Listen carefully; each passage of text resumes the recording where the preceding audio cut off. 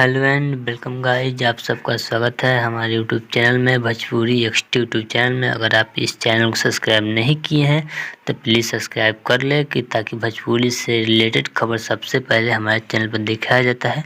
आज हम बात करने वाले हैं पवन सिंह और गोल्डमैन की मुलाकात बोले, इसी को देखने वाले हैं। चलिए, आप सब देख सकते हैं हमारे डिस्प्ले पर चल रहा है वीडियो, देखिए। नमस्ते, प्रणाम आप सबके। मिलिए अपने बिहार के लाल गोल्डमैन जी से कुछ आप भी। अरे मेरे आदर्श भैया हैं, ये बहुत बड़े चीज है। इंसान बहुत अच्छे हैं और जब इंसान अच्छे हैं तो इनका हर काम अच्छा होगा। अभी मैदान में उतरे हैं सब भाई, हम लोग मिलके इनको ऐतिहासिक वोट से जिताना है। ऐतिहासिक, ये एकदम मैंने प्रण करना है। जय हिंद, जय भारत, जय बिहार।